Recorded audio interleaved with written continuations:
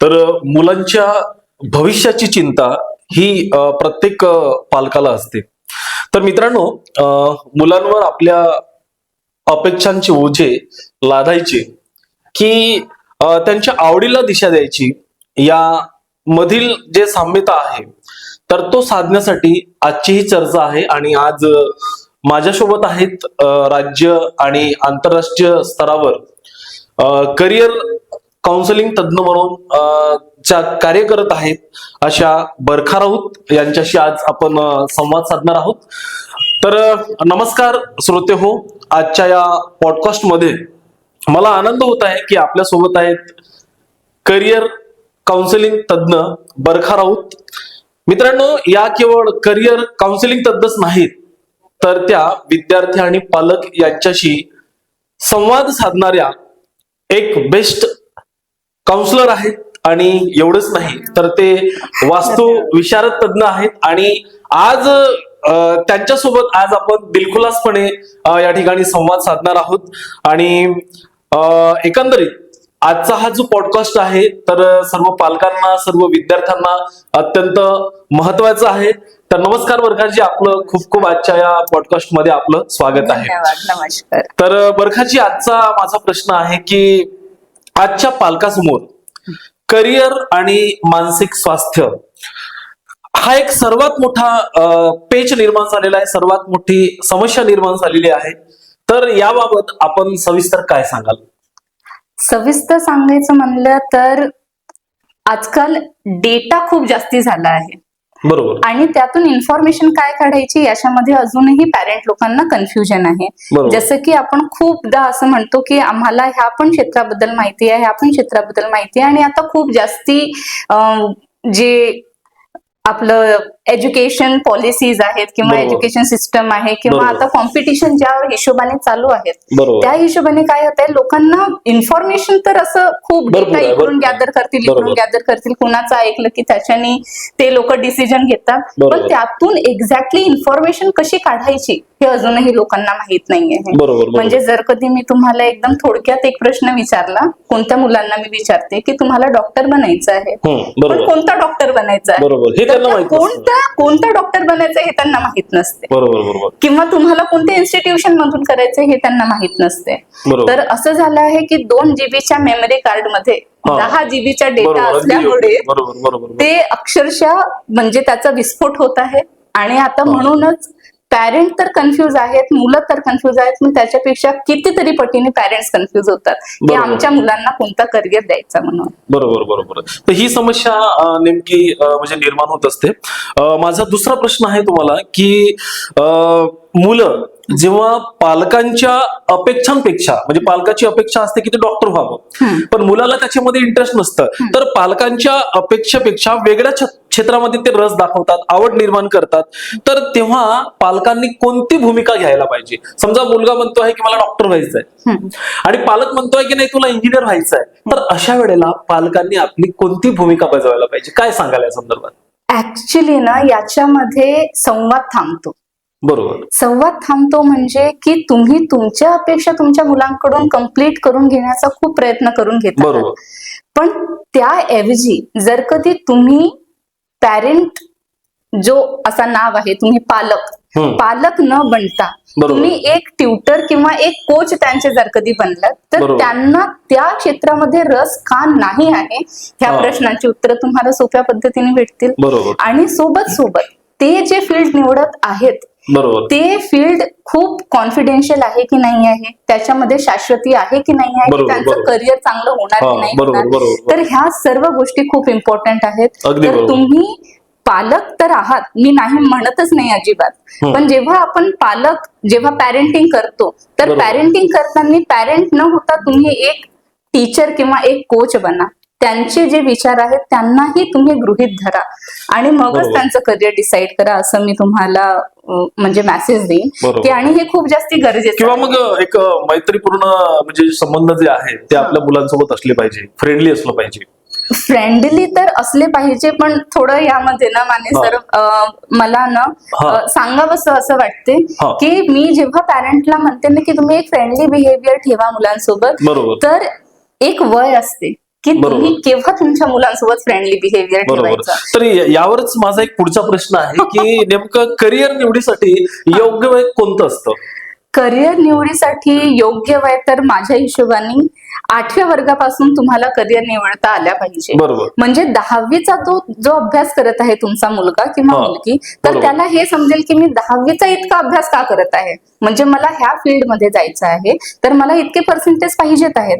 आणि बरोबर. ते तो 8व्या वर्गापासून एक त्याचा माइंडसेट होतो की नाही, मला हा एक रोड मॅप आहे आणि तो त्याच रोडवर मला चालायचं आहे, म्हणजे यश डेफिनेटली त्याला भेटेल. बरोबर, आणि एक बरोबर. प्रॉपर करिअर गायडन्स त्याला दिलं म्हणजे तर आपण त्याला समजा स्पर्धा परीक्षेला जायचं असेल, एमपीएससी करायचं असेल, युपीएससी करायचं असेल, त्याला इंजिनिअरिंग क्षेत्रामध्ये जायचं असेल, म्हणजे त्याला ज्या क्षेत्रामध्ये त्याला आवड निर्माण झालेली आहे, तर त्या क्षेत्रामध्ये जाण्यासाठी म्हणजे त्याला 8वी पासूनच त्याला ती तयारी करणं अत्यंत आवश्यक आहे. हो.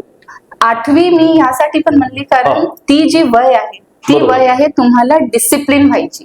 बरोबर. तर मेंटली जेव्हा तुम्ही डिसिप्लिन होता कोणत्या गोष्टीसाठी, तर हा. तेव्हा तुम्ही जास्ती यशस्वी होता. बरोबर. कारण सर्वात मोठा मुद्दा असतो की आपण डिसिप्लिन नसतो. हा. आणि म्हणूनच आपल्याला जे गाठायचं आहे, यश कसं गाठायचं आहे, हे आपल्यापासून दूर दूर जात राहते, कारण आपण डिसिप्लिन नसतो. बरोबर. तर हे डिसिप्लिन आणणं खूप गरजेचं खूप आहे. गरजेचं आणि ते 6वी ते 8वी ह्या वयोगटामध्ये तुम्हाला आणायचीच आहे. बिंग पॅरेंट तुम्हाला ते सांगायचंच आहे त्यांना की हे किती गरजेचं आहे. बरोबर बरोबर. जसं आपण बिहारचं उदाहरण घेतलं, हा. तर बिहारमध्ये मुलं जे आहेत तर त्यांना प्रशासकीय सेवेमध्ये जायचं असेल तर ते आधीपासूनच ठरवतात की मला त्या क्षेत्रामध्ये जायचंय. आणि आज जर आपण देशामध्ये पाहिलं तर सगळ्यात जास्त जे IAS अधिकारी असतील हा. किंवा UPSC झालेले असतील हा. तर ते तिथून झालेले आहेत. तिथून झालेले असतात, कारण त्यांच्यापासून लहानपणापासून संस्कार नर्चरिंग बरोबर. जी आहे ती लहानपणापासून झालेली असते की नाही तुम्हाला ह्याच फील्डमध्ये जायचं आहे. म्हणजे 10वी 12वी जशी त्यांची झाली तेव्हा म्हणजे त्यांना असं वाटते की झाला 12वी झाली की आम्ही आता मोकळे झालो तर आमची कॉम्पिटेटिव्हची तयारी करायला. पण बरोबर आहे. इथल्या मुलांना सेक्युअर करिअर बरोबर. याच्याकडे जास्ती चल आहे. आणि हे अत्यंत महत्वाचं आहे की मुलांना 8वी पासूनच जर आपण त्यांच्या आवडीनुसार त्या क्षेत्रामध्ये जाण्यासाठी पालकांनी मदत केलं तर तो निश्चितपणे तो मुलगा त्या ठिकाणी जाऊ शकतो. Definitely. माझा पुढचा प्रश्न तुमच्यासाठी आहे की समजा या करिअरच्या दृष्टिकोनातून मुलगा पुढचं पाऊल उचलत आहे, पण त्याला जर अपयश आलं तर हे अपयश पालकांनी कसं पचवायचंय? हे ना खूप इम्पॉर्टंट प्रश्न आहे. महत्वाचा प्रश्न आहे म्हणून मी तुम्हाला विचारलेला आहे. खरंच खरंच. कारण काय आहे की प्रत्येक पालकांना असं वाटते की आमचा मुलगा यशस्वीच व्हायला पाहिजे आणि ते हो. काही चुकीचं नाही आहे. बरोबर बरोबर. पण जेव्हा त्याला अपयश भेटतो किंवा तो जो अनसक्सेसफुलनेस फेलियर जेव्हा हा. तो त्याच्या लाईफ मध्ये येते, तर मी बरोबर. तुम्हाला मेसेज देईन की अपयश ही यशाची पहिली पायरी आहे. त्याला अपयश का आला किंवा त्याला परीक्षेमध्ये मार्क कमी आले यावर टिप्पणी ठेवण्यापेक्षा हा हा. तू किती बरोबर. अभ्यास केला, काय केला, त्याचे इम्प्रुव्हमेंट एरिया काय आहेत, जरा बसा अनालिसिस करा.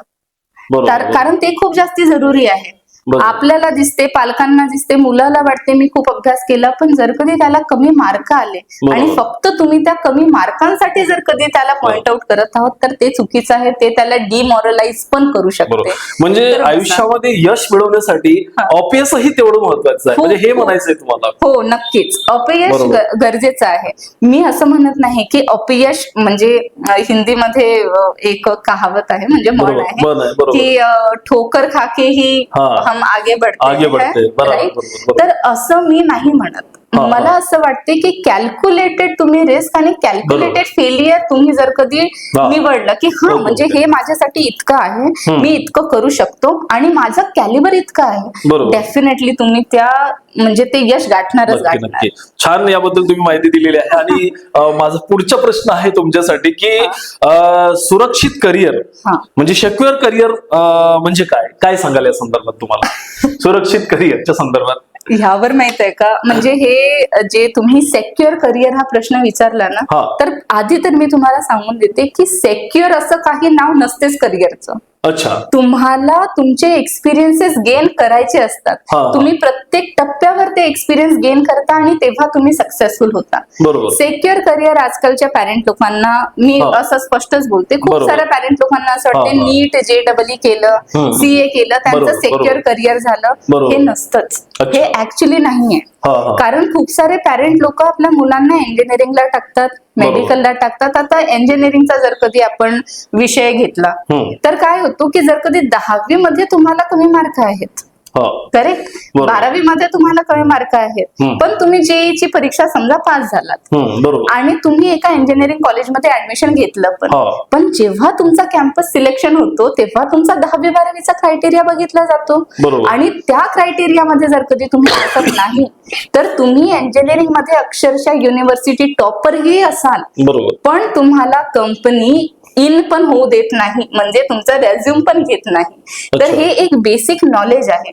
तर सेक्युअर करिअर कुठेच नाही आहे. माझ्या मते जर कधी तुम्हाला एक करिअर निवडायचं आहे तर तुम्ही ते करिअर असं निवडा की भविष्यामध्ये तुमचे इंजिनिअरिंग झाल्यानंतर किंवा तुमचं मेडिकल झाल्यानंतर आता असे 2,500पेक्षा जास्ती आपल्याकडे करिअर ऑप्शन्स आहेत, ठीक आहे. तर तुम्ही जेव्हा ते 6-8 वर्ष इन्व्हेस्ट करता आपल्या एज्युकेशन मध्ये, त्याच्यानंतर 20 वर्ष त्या पर्टिक्युलर कोर्सचा क्रेज आहे का, जर कधी आहे तर तुम्ही ऑब्विसली सस्टेन कराल, आणि नाही तर ते सेक्युअर करिअर म्हणण्यात येणार नाही. मग मला सांगा की पालकांनी मग आपल्या मुलांसाठी करिअर कसं निवडायचं? करिअर कसं निवडायचं त्याचे खूप सारे ऑप्शन्स आहेत आजकाल. अच्छा, ठीक आहे. ऑप्शन्स म्हणजे आधी तर तुम्ही, तुमचा मुलगा आहे, तुम्हाला माहित आहे तो त्याचं डोकं कसं आहे, त्याचं ब्रेन जे आहे ते कशा पद्धतीने डेव्हलप झालं आहे, तुम्हाला माहित आहे त्याची पर्सनॅलिटी टाईप कोणती आहे. तर आता जर कधी तुम्हाला, म्हणजे आजकाल पॅरेंट वर्किंग असतात तर त्याच्यामुळे जो संवाद असतो, कम्युनिकेशन, इमोशनल इंटेलिजन्स जो डेव्हलप झाला पाहिजे तो नाही होत. तर एक सिंपल एक टेस्ट येते, ऍक्च्युली सायकोमेट्रिक टेस्ट म्हणतात त्याला, ठीक आहे. तर सायकोमेट्रिक टेस्टच्या मदतीने तुम्ही तुमच्या मुलाचा करिअर कसा निवडायचा, तो कशा पद्धतीने त्या करिअर मध्ये सस्टेन करू शकतो आणि यशस्वी होऊ शकतो, त्या दोन्ही गोष्टी त्या टेस्ट मधून तुम्हाला म्हणजे समजून येतील. म्हणजे मुलांच्या करिअर निवडीसाठी आपण वेगवेगळ्या टेस्टच्या माध्यमातून त्याला ज्या क्षेत्रामध्ये आवड आहे तिथं पालकांनी त्याला म्हणजे पुढे नेण्याचा प्रयत्न केला पाहिजे. एक्झॅक्टली. आणि ते टेस्ट त्यांनी 6वी ते 8वीच्या दरम्यान तुम्ही करा, म्हणजे कन्फ्युजन व्हायला नको. कारण 10वी मध्ये असल्यावर माझा मित्र इथे चालला, मी इथे जातो, त्याने असं म्हणलं मी तसं करून घेतो, अशा खूप साऱ्या गोष्टी होत असतात. म्हणजे आपल्याला सांगता येईल की करिअर समुपदेशनाच्या संदर्भामध्ये जे विविध मार्ग आहेत तर त्या विविध मार्गांचा वापर जो आहे तर तो पालकांनी निश्चितपणे करायला पाहिजे. आधीची जी पॅरेंटिंग होती, ठीक आहे, त्याची पद्धत वेगळी होती. आधीचे पॅरेंट म्हणजे बघितलं गेलं तर आधीचे पण ज्या आया होत्या त्या काम करतच होत्या, शेतात काम करत होत्या, करेक्ट. पण आता जो वर्कलोड आहे स्पेशली मदर्सचा तो एक वेगळा झालाय, हे स्ट्रेसफुल झालेला आहे. तर तो इमोशनल इंटेलेक्ट झाल्या पाहिजेत एका आईमध्ये आणि त्यांच्या मुलांमध्ये, तो कमी होत आहे, दिवसेंदिवस तो कमी होत आहे. तर बीइंग वर्किंग पण तुम्ही तुमच्या मुलांना खूप चांगलं एक गायडन्स देऊ शकता. त्यांना फक्त ऐका, ते काय म्हणत आहेत एकदा ऐका, जाणून घ्या, ठीक आहे. आणि आधीची जी पॅरेंटिंग स्टाईल होती ती डेफिनेटली वेगळी होती. तर आता तुम्हाला जे नवीन पॅरेंटिंग स्टाईल आहेत त्यांना अडॉप्ट करणं खूप गरजेचं आहे. आणि मी आता सध्या, मला खूप आनंद होतो तुम्हाला हे सांगायला की मी आता सध्या न्यूरो पॅरेंटिंग हा एक खूप नवीन विषय आहे आणि मी त्याच्यावर रिसर्च करत आहे मी. आणि खूप सारे माझे टेस्टिमोनियल्स आहेत जिथे मी न्यूरो पॅरेंटिंगच्या मदतीने पॅरेंट लोकांना चॅनलाइज केलं की ते त्यांच्या मुलांना कसे चॅनलाइज करतील. कारण आधी काय व्हायचं, मुलांना ते काउन्सिलिंगला आणायचे, एक रुटीन द्यायची मी त्यांना, पण काय होतो मुलगा एकटा ते रुटीन फॉलो करत नाही, पॅरेंटचं इन्व्हॉल्वमेंट खूप जरुरी आहे. तर मग आता पॅरेंट्सचं न्यूरोलॉजिकल जे सायकल आहे त्यांना कसं चेंज करायचं त्याच्यावर आता आम्ही रिसर्च करत आहोत. आणि ते खूप म्हणजे भविष्यामध्ये ते खूप चांगलं काम करणार आहे. म्हणजे प्रत्येक मुलांना जे त्यांना आता गरजेचं आहे, म्हणजे आपण 6G 5G म्हणतो, ते डेफिनेटली पॅरेंट लोक. आणि मला आनंद याचा होत आहे की तुम्ही राज्यस्तरावर आणि आंतरराष्ट्रीय स्तरावर हे सगळं काम ऑनलाईन आणि ऑफलाईन करताय. आणि जेव्हा मला माहित झालं तेव्हा मला असं वाटलं की नाही, आपण मॅडम सोबतचा एक पॉडकास्ट नक्कीच घेऊया ज्याच्यामुळे पालक आणि विद्यार्थ्यांना त्याचा फायदा होईल. मॅडम, माझा पुढचा प्रश्न आहे की आजची पिढी जी आहे तर ती पिढी इन्स्टंट यशाच्या मागे धावते आहे. म्हणजे त्यांच्यामध्ये आपल्याला आता संयम जो आहे तो कसा रुजवता येईल? काहींना वाटतं का आपण आता स्पर्धा परीक्षेची तयारी केलं, आपल्याला आत्ताच यश भेटलं पाहिजे, पण त्यांना तसं होत नाही. पण त्यांच्यामध्ये संयम नसतो. तर काय सांगता येईल या संदर्भात आपल्याला? संयम नसतो याचा रिझन त्यांची नर्चरिंग आहे सर्वात आधी. हा. म्हणजे ज्या हिशोबाने जग बदलत आहे, ज्या बरोबर. हिशोबाने पॅरेंट लोक सोशलाइज होत आहेत आणि ज्या हिशोबाने त्यांच्या अपेक्षा आहेत, तर त्याच हिशोबाने मुलं पण झालेली आहेत. बरोबर, ठीक आहे. दुसरी गोष्ट, हातात मोबाईल आलेला आहे, बरोबर. टेक्नॉलॉजी इतकी बरोबर. फास्ट आहे. बरोबर. तर मी सर्व मुलांना म्हणजे हा. ऍडवाइस करेन, नो डाऊट तुम्ही तुमच्या यशासाठी की पेशन्सफुल नसणार तर अच्छा. ते जे तुमची सस्टेनेबिलिटी आहे ना ते हा, संपून हा. जाईल. म्हणजे बरोबर. काही दिवसांमध्ये तुमचा त्याचा रस, त्याच्यातला हा, हा. इंटरेस्ट बरोबर. तो खतम होऊन जाईल. बरोबर. तर बरोबर. पेशन्सफुली तुम्ही स्वतःला म्हणजे कंट्रोल करा. आणि ते कंट्रोल करण्याचे खूप साधे सरळ उपाय आहेत. मी खूप माझ्या जे क्लायंट्स आहेत मी त्यांना हा. सांगते की मेडिटेशनच्या हिशोबाने बरोबर, म्हणजे बरोबर. मेडिटेशनच्या मदतीने हम्म. तुम्ही कसं तुमच्या मुलांमध्ये आणि तुमच्यामध्ये कनेक्शन निर्माण करू शकता. बरोबर. आणि हे खूप सोपं आहे माहित आहे का. मी 1 मिनिटाचं मेडिटेशन देते, 1 मिनिट, अर्धा मिनिटाचं क्या बात मेडिटेशन है, क्या देते. बात है, क्या बात है. आणि त्याच्यामुळे त्यांना असं वाटते की हे तर आम्ही करू शकतो. म्हणजे आजकाल मुलांना एक जागी स्तब्ध बसवणं म्हणजे बरोबर. स्थिर बसवणं हा. हे खूप कठीण झालंय. कठीण पण झालंय, जेव्हा मी बरोबर. अर्धा मिनिट म्हणते ना ते बसतात आणि ती एक सायकल चालू होते. बरोबर. तर पेशन्स आपल्याला निर्माण करून घ्यावे बरोबर. लागतात. आणि पेशन्स एकाएकी निर्माण नाही होत, त्यांना वेळ लागतो. हे म्हणजे प्रोसेस आहे, संयम निर्माण करण्यासाठी आपल्याला त्यांना मेडिटेशन पण अत्यंत गरजेचं आहे. खूप गरजेचं. बरोबर. माझा पुढचा प्रश्न आहे की आज सोशल मीडियाच्या जगामध्ये आपण सगळेच वावरत आहोत आणि मुलं पण या ठिकाणी मोबाईलच्या आहारी खूप गेलेले आहेत. तर मग सोशल मीडियाच्या आहारी जात असताना मुलाचं या सोशल मीडियाच्या आभासी जगामध्ये वास्तवाशी नातं तुटत आहे काय सांगायला समजत? ऍक्च्युली हे तुटत आहे, हा. नातं तर तुटत आहे. म्हणजे जर कधी आपण घरी पण बघत असलो तर आजकाल पॅरेंट लोक जेव्हा ऑफिस मधून येतात हा. तर तेव्हा त्यांना रिलॅक्स व्हायचंय म्हणून ते रील्स बघतात. बरोबर. पण ते हे विसरतात की मोबाईल मध्ये मी ऑलरेडी गुंतत आहे आणि मी अजून माझ्या ब्रेनला वर्कआउट करत आहे. हा. आणि तेव्हा जेव्हा मुलांशी संवाद साधायची वेळ येते हा. तेव्हा त्या लोकांना इरिटेट फील होते. बरोबर. कारण म्हणजे माझ्यासाठी पण वेळ नाहीये. बरोबर. तर हा जो मी टाइम आहे ना ते तुम्हाला काढणं खूप गरजेचं आहे. बरोबर. मुलं आहारी जात आहेत याचं कुठे ना कुठे जे श्रेय आहे हा. बरोबर. अगदी बरोबर आहे. ठीक आहे. म्हणजे पालकांनी ही गोष्ट समजून घ्यायला पाहिजे. खूप गरजेचं आहे की ते जे श्रेय आहे मी आधी पालकांना देईन. कारण तुम्ही त्यांच्या डिमांड म्हणजे नेसेसिटी आणि रिक्वायरमेंट बरोबर. म्हणजे काय गरजेचं आहे आणि काय त्यांना दुसऱ्यांच्या मुळे पाहिजेत आहे बरोबर. याच्यामध्ये थोडं डिफरन्शिएट करा तुम्ही. बरोबर.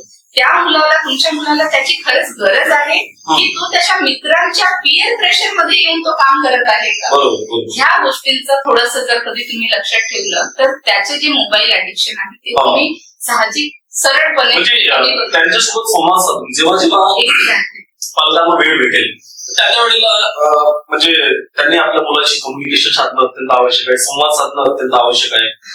वेळ भेटेल नाही सर, मी तुम्हाला करेक्ट करेन. वेळ भेटेल नाही, तुम्हाला वेळ काढावी लागेल. तुमच्या जेव्हा तुम्ही जेवण करायला बसता रात्रीचा 1 वेळचा जेवण तुम्ही तुमच्या पूर्ण फॅमिली सोबत करा आणि हे रुटीन बनवा. आणि जेवताना टीव्ही न चालू ठेवता तुम्ही शांतपणे जेवण करा आणि त्याच्यानंतर तुम्ही गप्पा मारायला बसा. तुम्हाला समजणारच नाही की मी इतका स्ट्रेसफुल होतो, माझ्या फॅमिलीला काय गरज आहे काय नाही आहे. माझं आई पण मी विसरत चाललंय हे खूप कंप्लेंट असते बरं आजकाल. खूप साऱ्या म्हणजे ज्या मदर्स येतात माझ्याकडे, मला असं वाटते की मी चांगली आई नाही बनू शकत आहे. ते प्रोक्रॅस्टिनेशन मध्ये जातात, ते डिप्रेशन मध्ये जातात. जे डिलिव्हरीच्या नंतर त्यांना खूप जास्त डिप्रेशन होतो, ते फादर आणि मदर दोघांना होतं. तर जर कधी तुम्ही एक वेळ फिक्स केली की नाही हा आमचा फॅमिली टाईप आहे, इथे आम्हाला कुणाला इंटरफेअर करू द्यायचं नाही आहे, तर मला वाटते की नक्कीच तुम्ही खूप चांगले पालक बनू शकता. आता या संदर्भात मला अजून एक प्रश्न निर्माण झालेला आहे की घरातील वातावरण जे आहे तर ते घरातील वातावरण मुलांच्या करिअरवर कसा परिणाम करते?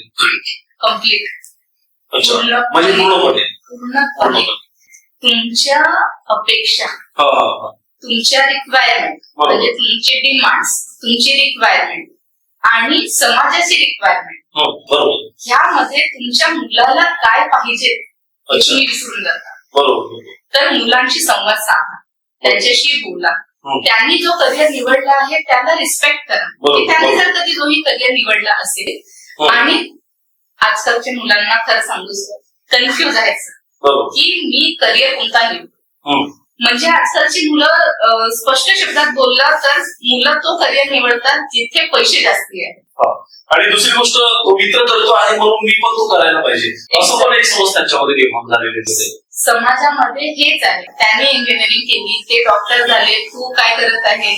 म्हणजे माझ्याकडे जेव्हा स्टुडंट काउन्सिलिंगला येतात तेव्हा अक्षरशः त्यांचा स्टेटमेंट असतो, मॅम घरी पाहुणे येतात आणि ते विचारतात अक्षरशः की नीट करत आहे की JEE करत आहे. बरोबर. म्हणजे आम्ही जर कधी दुसऱ्या स्ट्रीम मध्ये गेलो तर आमची काही व्हॅल्यू नाही आहे का. पण मी तुम्हाला, मला खूप आनंद होतो, माझे असेही काही स्टुडंट आहेत ज्यांना 98% आहेत आणि मी त्यांना JEE नीटच्या बरे दुसरे ऑप्शन सांगितले आणि त्यांच्या पॅरेंट्सनी ते खूप सहजपणे त्यांना एक्सेप्ट केलं की हो मॅम ही डिमांड आहे. आणि ही खूप सारे कॉमर्सच्या फील्ड बघितलं आपल्याकडे, खूप कॉमर्सच्या फील्ड आहेत, अराउंड 45 कॉमर्सच्या फील्ड आहेत. आर्टमध्ये पण आहेत, आर्टला खूप स्कोप आहे. तुम्ही जर समजा MPSC ला UPSC ला तुम्ही क्लास 1 अधिकारी बनू शकता. एक्झॅक्टली. पण म्हणजे आर्ट मध्ये गेल्या म्हणजे सॅग्रिगेशन कसं म्हणजे असं वाटतं की माझा मुलगा आर्ट मध्ये शिकत आहे म्हणजे तो कमीपणा वाटतो. कमीपणा म्हणजे सॅग्रिगेशन कुठे होते. 90-95% आले सायन्स, त्याच्या थोडे कमी आले कॉमर्स, खूप कमी आले तो आर्ट करून घे. म्हणजे हे जे सॅग्रिगेशन आहे ना ते तुमच्या पर्सेंटेजवर डिसाईड होत आहे. पण असं करू नका. म्हणजे मी तरी तुम्हाला मेसेज देईन, असं करू नका. सॅग्रिगेशन तुमच्या भविष्याच्या हिशोबाने तुम्ही करा. आर्ट खूप चांगला विषय आहे, कॉमर्स खूप चांगले विषय आहे. आर्टचे टीचर भेटत नाही आजकाल, संस्कृतचे टीचर भेटत नाही, वॅकन्सीज निघतात तशाच जातात. तर तुम्हाला खूप सारे, आधी पाली भाषा होती है ना, संस्कृत होते, तर आता तर ते सर्व म्हणजे असं आहे की डिमांड आहे पण सप्लाय 0 झालेला आहे त्या गोष्टींचं. तर टाका तुमच्या मुलांना, रिस्क वगैरे काही नसतं. तुम्ही शिकता शिकता तुमच्या करिअर मध्ये ग्रोथ झाली आहे. अचानक तुम्ही एका टप्प्यावर पोहोचलेले नाही आहात. तर यश कसं आत्मसात करायचं आहे हे एक प्रोसेस आहे, एक डेस्टिनेशन नाही आहे. ह्या मार्गावर फक्त चाला. एक प्रश्न असा होता मॅडम की काही वेळेला पालकांचं म्हणणं असं होतं की माझ्या मुलांना अजिबात चुका करूच नाही, यावर काय सांगाल? मी मुलांना म्हणेन की चुका करा. आणि यावर मी पालकांना म्हणेन की त्यांच्या चुकांचं जे पॅटर्न आहे त्यांना एकदा लक्षात आणा. म्हणजे चुका आणि शिका जे नियम आहे त्या नियमाप्रमाणे, कारण मुलगा चुकणारच नाही तर तो शिकणार कसा? बिलकुल. जसं आपण म्हणतो की ऑब्वियस ही यशाची पहिली पायरी आहे, त्याला आयुष्यामध्ये जोपर्यंत ऑब्वियस येणार नाही तर तो यशस्वी होणार नाही. बरोबर आहे, एकदम बरोबर. म्हणजे या ठिकाणी चुकणं पण महत्वाचं आहे. जेव्हा आपण नेहमी बरोबर प्रॉब्लेम करत जातो ना, तर असं समजा की ब्रेन मध्ये मॅथ्सचा एक प्रॉब्लेम आहे. ठीक आहे, आपण जर कधी तो मॅथ्सचा प्रॉब्लेम पूर्णपणे सॉल्व्ह करत आहोत, वारंवार सॉल्व्ह करत आहोत, तर आपल्या ब्रेनला माहित आहे की याच्यानंतर ही स्टेप आहे आणि हे करायचीच आहे. पण समजा त्याच्यामध्ये ट्विस्ट आहे, तर तुम्हाला प्रॉब्लेम सॉल्व्हिंग कसं येणार? चुका केल्याने तुमच्या मुलाचं प्रॉब्लेम सॉल्व्हिंग जे स्किल आहे ते वाढते. म्हणजे ह्या सिच्युएशन मध्ये मला असं करायचंय, ह्या सिच्युएशन मध्ये मला असं करायचंय. सर्व स्पून फिडिंग करू नका. म्हणजे आजकालचे पॅरेंट ताटेही वाढून देतील, मग हे बाबा खा, मग जबरदस्ती चावून पण देतील, पण मग डायजेस्ट त्याला स्वतःला करायचं आहे. म्हणजे आयुष्यामध्ये नेहमी सुख आलं तर त्या सुखाचं काहीच म्हणजे अर्थ राहिला नाही जोपर्यंत त्यांच्या आयुष्यामध्ये दुःखाची अनुभूती येणार नाही. मग यासाठी हे चुकणं पण महत्वाचं आहे. माझा पुढचा प्रश्न असा होता की मुलं काही वेळेला अपसेट असतात, त्यांना नैराश्यता येते, तर हे मुलांमध्ये नैराश्यता निर्माण झालेली आहे हे नेमकं आपण कसं ओळखायचं? बघ, आजकाल खूप सारे मुलं मोबाईलचा जास्ती युज केल्यामुळे आजकाल मुलं इंट्रोवर्ट झालेले आहेत. म्हणजे ते पालकांसोबत पण एक मन मोकळेपणाने बोलत नाही.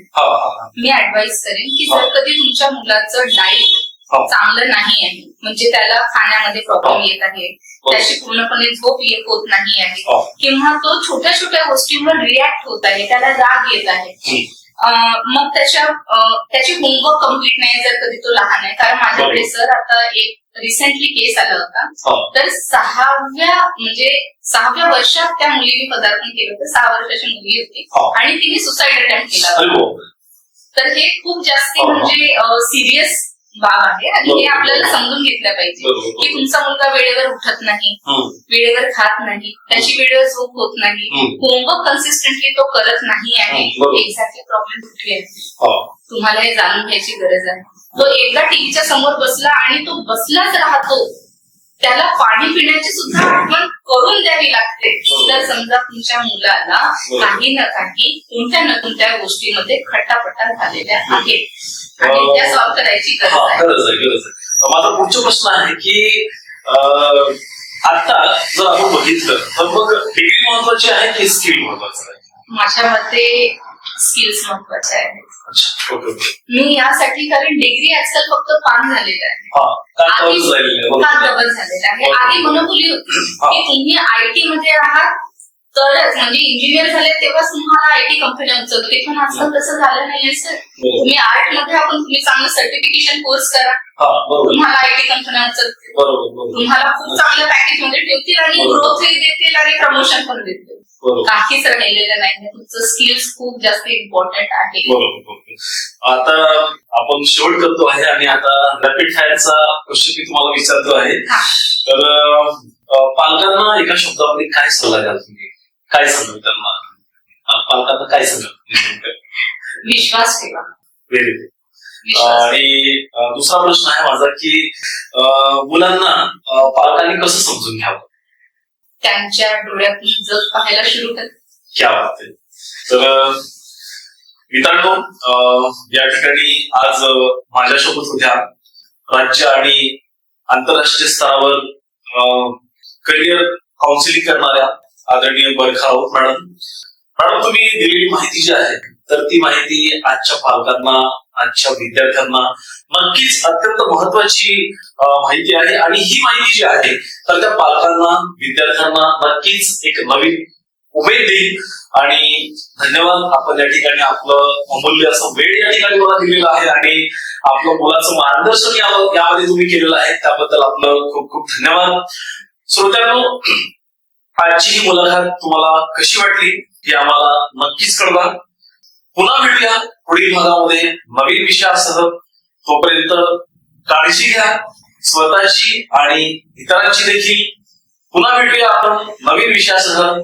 धन्यवाद. जय महाराष्ट्र. खूप खूप आभार. खूप खूप धन्यवाद बरखाजी आपलं.